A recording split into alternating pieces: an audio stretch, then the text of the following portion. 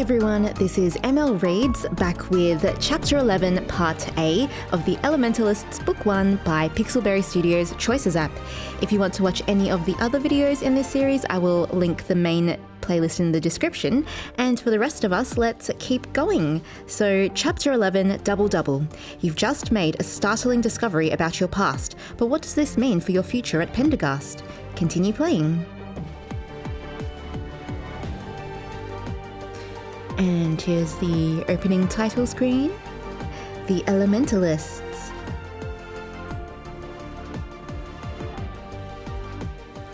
Chapter 11, Double Double. Okay, so previously on the Elementalists. In the last episode, we just survived this big fight against this giant shadow monster, and we have also discovered that our mysterious reflection that's been following us around is actually our long-lost twin, our long-lost identical twin. Yes, classic story plotline, I know. And here we go.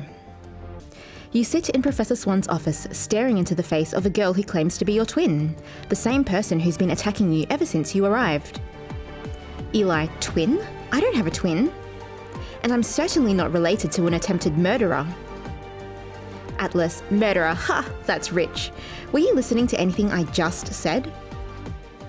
As her lips curl into a grimace, you can't help but mirror her expression, feeling your anger and frustration bubbling inside of you.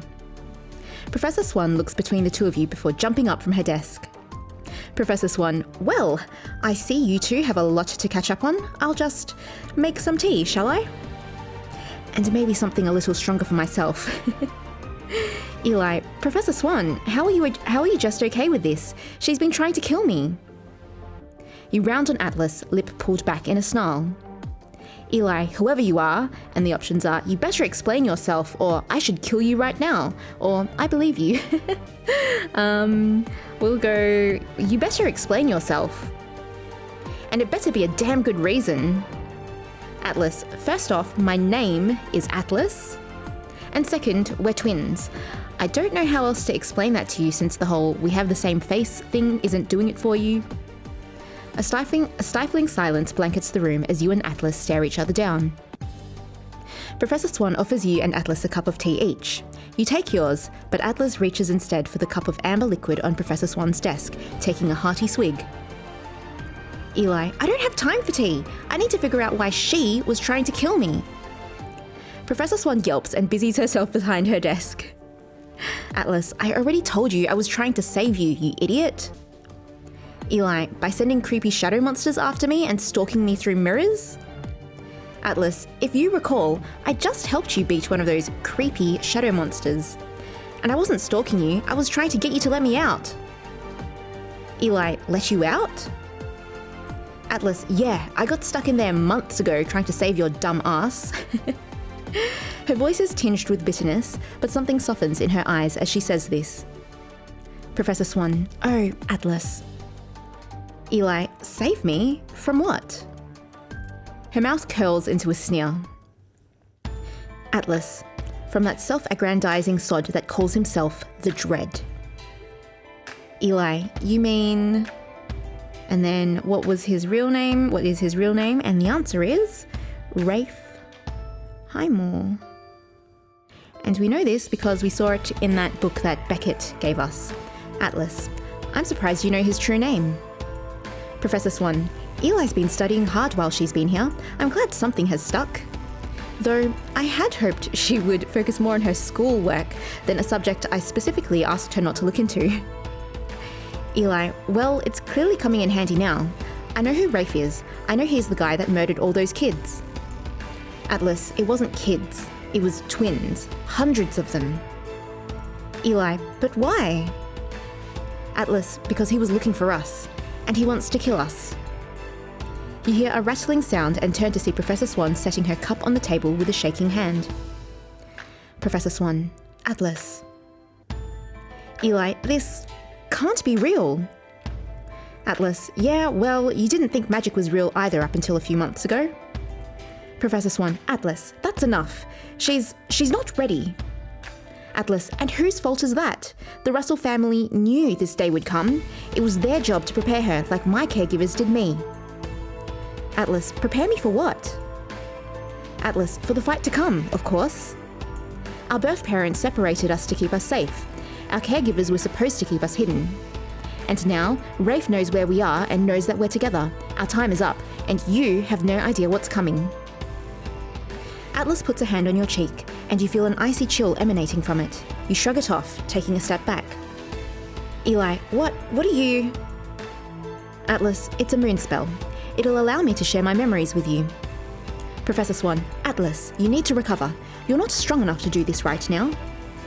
Atlas, she needs to see what we're dealing with here. Tutorial. If you allow Atlas to perform the spell, you'll be able to play as her and get some first-hand insight into what you will come to face. And here we have our first premium choice of this chapter. And okay, so the options are, so the free option is I believe you, and the premium option is play as Atlas, do it. I need to see for myself. And we're going to take that one, of course. She looks very happy. Eli, I have to. Otherwise, I'm not sure I can believe it. Professor Swan sighs, but reluctantly nods her approval. Atlas puts her hand back up to your face and Atlas puts her hand back up to your face and closes her eyes. Professor Swan, now, Eli, close your eyes. This will feel fairly real, but remember that you are perfectly safe. You close your eyes and open your mouth to speak, but are immediately swallowed by darkness. Ooh, we're going into her memories. Now playing as Atlas. You sit up in a high tree, watching as a caravan of monstrous creatures and dark-clad attuned carry building materials to the weathered old castle high on a nearby hill. And then it's a male lackey. I don't know why we have to help. We should be up at the castle sitting pretty right about now. And then there's a female lackey. You know those things need direction, and you also know the boss doesn't like to hear that kind of talk, so shut up and do as you're told. The man grumbles to himself and raises his hand, effortlessly lifting a massive tree trunk into the air. Atlas, he's already built his machine, so what's all this for? And she was like thinking that. Lackey, this is the male lackey. All I'm saying is, we better get what we're owed. Voice, and you shall. You tense at the sound of the voice that has haunted your nightmares for years. You turn to see Rafe himself striding down the dark pathway. Rafe Highmore, you know what they say. If you have time to complain, you have time to work. Or maybe you need a little supervision of your own. In his fist, he raises a pulsing essence. He tosses it into the air before it hits the ground. A mass of writhing shadows spring out of it and form a hulking shadow beast. Shadow monster. I thought we were done with these roars. Male lackey. No, sir. No. I was just telling Sophia how I can't wait to see you ascend to your rightful place, sir. Rafe Highmore. Rest assured, we will all have our comeuppance. We will all have the power we were denied by earthly limitations. But first, we put in the work. His smile is threatening and slightly mad, and a shiver runs down your spine. Female lackey. Sir, not to question your brilliance and wisdom, but all of this work is for nothing if we don't get those twins, right? Rafe Highmore, not to fret. The eldest has made a mistake. We were finally able to track her through her college applications. She's at some attuneless institution called Hartfeld University. She won't be hard to find. Atlas, and then she's thinking this, Eli, I have to get to her first. Male lackey, and the other one, sir, Atlas. Rafe Highmore, Atlas, well, I'd imagine she's closer than we think. Oh no! How creepy! He turns and scans the trees, and through the darkness, through the invisibility ward you've cast on yourself, his eyes bores straight into yours.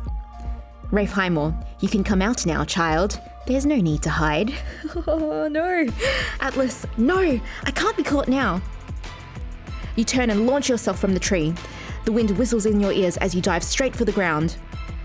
I need to use Earth!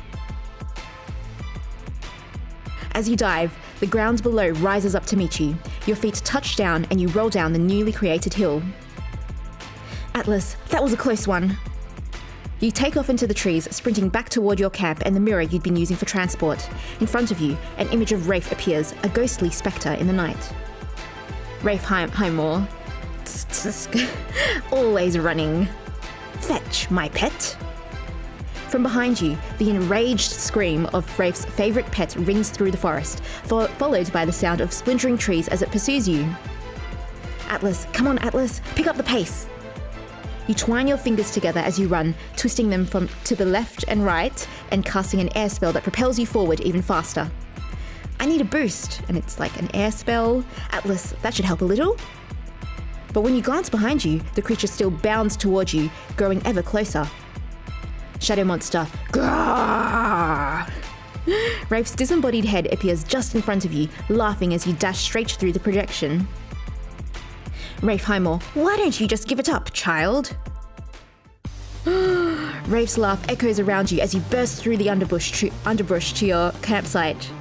But everything's gone, including your mirror. Rafe Highmore, nowhere to run, nowhere to hide. Atlas, that's what you think. You look up at the full moon and take a deep breath. You pull a compact mirror from your pocket, aligning the reflective surface with a shaft of moonlight. And it's like a pocket mirror? Gotta line it up just right. Perfect! The beam reflects its glow on the tree across from you, creating a circle of light. You blow on the mirror and the circle gets brighter. And it's a moon spell? Blow! Atlas, that's the easy part. Shadow monster. The sound of the beast roaring behind you urges you forward. You trace your finger around the circle's outline, getting dirt and wood splinters beneath your nails. Atlas, come on, come on! When the circle is complete, you take a step back. You press your palms together, pulling them back, and then I guess it's a sun spell, open! Atlas, open! You throw your hands forward. As the force of the sun magic leaves you, you trip forward and fall onto your knees. Rafe Highmore, fool, you've weakened yourself. Atlas, yeah, but it worked. Atlas is like badass. In front of you is a glimmering circle, a portal leading to the dimension between worlds. As the beast's footsteps crescendo, you drag yourself to the open portal and pull yourself through.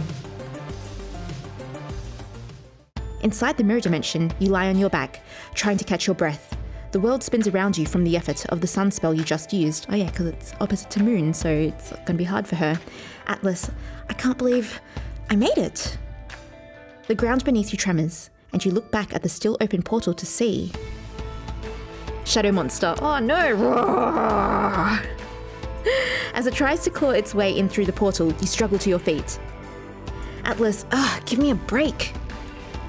As you stumble toward the mirror on the far side of the space, your vision darkens with the effort. And then the screen's like fading to black and like grey. The creature tears through the portal, letting out a cry of anguish. Shadow monster, roar! The force of the monster's roar shakes the ground beneath your feet. You trip at the edge of a pool of black water, catching a glimpse of your scratched and muddy face in the process. Oh, it's like exactly the same as the start of the book. Atlas, come on, get up, keep moving! And then the screen's like fading again. You dig your fingers into the black soil, pushing yourself toward the mirror you've been desperately seeking. And the screen's still fading. Atlas, just a little further. When suddenly the beast crashes through the trees just behind you. Shadow monster. Roar! You roll onto your back as the creature thunders toward your prone body. Out of options, you throw your hands up and a searing energy pulses through your fingertips. And it's a moon spell. You are Guang Tribem. Shadow monster. Ah! The shadow creature is blasted with light, and its screams fill the air as it vanishes into wisps of smoke. The essence falls to the floor with a clatter. Atlas, I did it. And she's like happy, but then the screen's still fading. Oh no. Oh, okay, and then the screen just fades to black. Tutorial, now playing as Eli. As you come back to yourself, you're hit with a wave of nausea. Eli, I feel sick. Atlas, don't worry, that's to be expected. It'll pass. Eli, he almost had you, and that shadow thing. Atlas, ha, that old creep has been trying to catch me for years. Eli, I don't understand. What do we do now? Professor Swan, now you go back to your room and keep Atlas out of sight until I can figure out what to do about this mess. Eli, that's it? But what about... Professor Swan puts her hand up. Seeing her be so stern makes you go quiet immediately. Professor Swan, please, Eli. I know this is a lot to process, and I know you have more questions, but it's my duty to keep you safe. She turns to look Atlas in the eye. Professor Swan, the both of you, please, let me do that. Atlas holds her gaze for a moment longer, then nods curtly. Atlas, fine. Eli, okay, sure, this is all great. Except for the fact that, and then the options are, Atlas has my face, or there's a madman out to kill us. We'll go, except for the fact that there's a madman out to kill us. But you know, no problem. We all have to die sometime, right? Atlas, he can't get to us here. For now, we should be more concerned about keeping this all under wraps. Professor Swan, I've got just the solution for that. I can put an illusion over Atlas that will make her invisible to everyone except you, Eli. It only lasts for 30 minutes though, so you'll have to go straight back to your dorm room. Don't stop for anything. Of course they're going to stop somewhere, I bet. Professor Swan gets close to Atlas and makes a series of pinching motions in the air around her body. Up close, you can see that the space around her body is now filled with sharp points of rainbow light. Eli, is it working? What are those lights? When Atlas goes to look in the mirror on the wall, you follow. You only see yourself in the mirror's reflection. Eli, awesome! You're totally invisible. Atlas, yes, thank you for letting me know. Without any further ceremony, Atlas turns and strides out of the door. Eli, looks like we're leaving now, apparently. Professor Swan, before you go, I know Atlas has a lot of hard edges, but she's your sister, and she did a lot to keep you safe and shield you from the evils out there. Just remember that while I try to get this all sorted out. I suspect living with her in close quarters is going to get a bit tiresome. Eli, I kind of get the feeling you're right. I'll try to remember. You give Professor Swan a weak smile before following Atlas out of the office. Out in the hallway, Atlas leans against the wall, drumming her fingers against her folded arms. Atlas, finally, I need you to show me to the Hall of Mirrors. The entrance on your end, of course, not the mirror I came through. She shudders a little at the memory of it. Eli, I don't think we should do that. You heard Swan. We've only got 30 minutes to... Atlas, you do realise our lives are on the line here, right? Trust me, I know that better than Swan does. Eli, Atlas, I'll show you, but... And then the options are, take it down a notch, or I don't agree with this. We'll go, I'll show you, but take it down a notch. You may be invisible, but the whole school will hear you shouting if you keep this up. Atlas, fine, this is your turf, I'll play by your rules. Eli, what exactly are you expecting to find there anyway? Atlas, you don't think it's suspicious that I've been banging on the other side of that glass for months, but now I'm suddenly able to get through?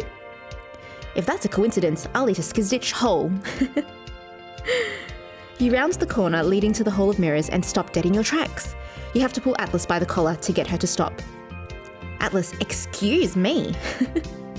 Eli, shh, look. At the end of the hall, Professor England stands guard in front of the door.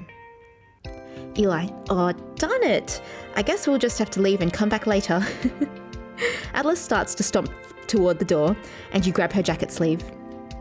Atlas, if you touch my jacket one more time, I swear. Eli, what's your plan here? You know you're effectively an intruder, right? Atlas, yeah, and also currently invisible. You can talk to him. Ask him my questions for me. He's got to know something that can help us. She urges you forward, following close on your heels as you tentatively approach Professor England.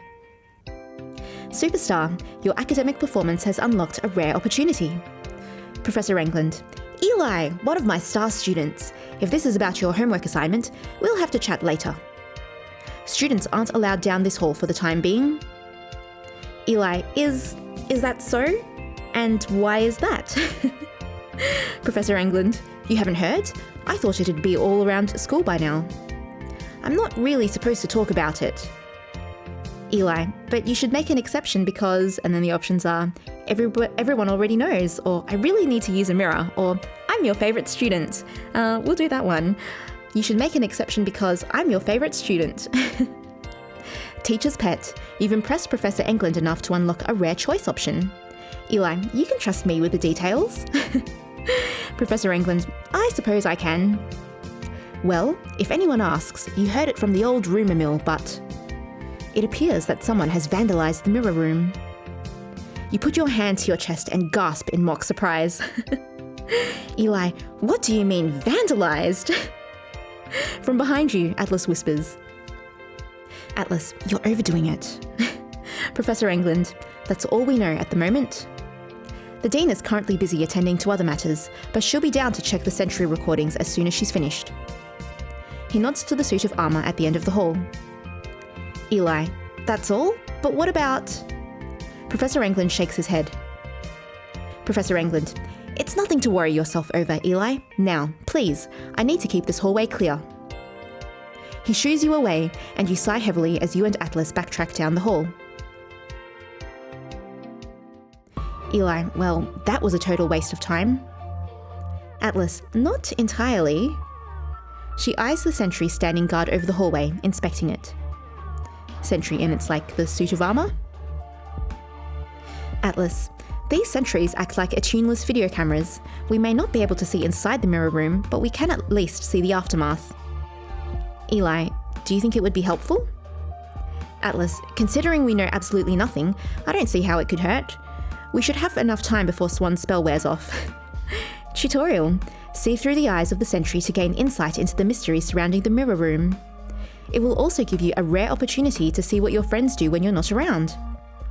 And here we have our next premium option. But before we go on, we will take a break here, and I will be back shortly.